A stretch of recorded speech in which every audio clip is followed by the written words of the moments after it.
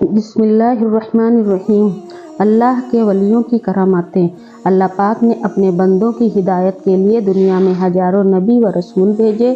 الگ الگ قوموں کی طرف الگ الگ زمانوں میں الگ الگ نبی تشریف لائے۔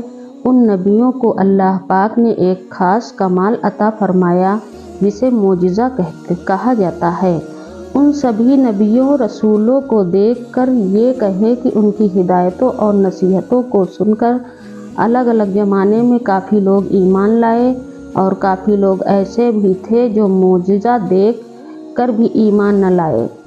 ایسے لوگوں نے نبیوں کی کراماتوں ان کے کمال کو جادو کہہ کر ٹھکرا دیا۔ ایسے لوگوں نے ایک خدا کو ماننے سے انکار کر دیا اور نبیوں اور رسولوں کی بتائی نصیحتوں کو نہیں مانا۔ ایسے لوگ آگے جا کر اللہ پاک کی طرف سے طرح طرح کی سزاؤں اور عذاب میں مبتلا کیے گئے۔ اسی طرح نبیوں و رسولوں کا سلسلہ بند ہو جانے کے بعد اللہ پاک نے اپنے جن بندوں کو اسلام و تبلیغ کی ذمہ داریاں دی انہیں ولی کہا جاتا ہے۔ اللہ نے اپنے ان ولیوں کو بھی کچھ خاص طاقتیں عطا فرمائیں جنہیں کرامات کہا جاتا ہے۔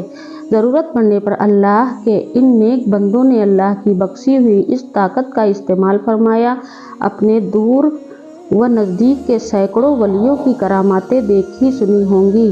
سلطان الہند حضرت خواجہ غریب نواز رحمۃ اللہ علیہ کی بہت سی کراماتیں آپ نے سنی ہوں گی۔ آپ اپنے پیارے رسول کے فرمان کے مطابق تبلیغ و اسلام کے لیے ہندوستان تشریف لائے اور اجمیر کو اپنا تبلیغ مرکز بنایا۔ اجمیر پہنچتے ہی آپ آرام کرنے کے لیے جس پیڑ کے نیچے بیٹھے وہاں اس وقت کے راجا کے جانور راجا کے پلے ہوئے اونٹ بیٹھا کرتے تھے۔ راجا کے سپاہیوں نے جب آپ کو بیٹھے دیکھا تو راجا کے سپاہیوں نے آپ سے کہا یہاں سے اٹھ جاؤ، یہاں ہمارے راجا کے اونٹ بیٹھا کرتے ہیں۔ آپ حضرت خواجہ غریب نواز رحمۃ اللہ علیہ نے فرمایا اونٹ تو کہیں اور بھی بیٹھ سکتے ہیں۔ یہ سن کر راجا کے سپاہیوں نے آپ کو تیز آواز میں اٹھنے کو کہا۔ آپ اسی وقت وہاں سے اٹھ گئے اور چل دیے۔ اگلے دن ایک عجیب سے واقعہ ہوا۔ جب راجا کے سپاہیوں نے بیٹھے اونٹ کو اپنی جگہ سے اٹھانا چاہا تو اونٹ تمام کوششوں کے باوجود نہیں اٹھے۔ یہ دیکھ کر سپاہی دنگ رہ گئے اور ساری بات اپنے راجا کو بتائی۔ راجا نے سپاہیوں کو حضرت خواجہ غریب نواز رحمۃ اللہ علیہ سے معافی مانگنے کو کہا اور کہا انہیں ڈھونڈو اور ان سے معافی مانگو۔ راجا کے ایسا کہتے ہی سپاہیوں نے آپ حضرت خواجہ غریب نواز رحمۃ اللہ علیہ کو ڈھونڈ کر آپ سے ان کے کیے برتاؤ کی معافی مانگی۔ حضرت خواجہ غریب نواز رحمۃ اللہ علیہ نے اسی وقت انہیں معاف کر دیا اور کہا کہ تم جاؤ، تمہارے اونٹ اب کھڑے ہو جائیں گے۔ سپاہیوں نے جب واپس جا کر اونٹ کو اٹھانا چاہا تو اونٹ اسی وقت اٹھ گئے۔ سبحان اللہ!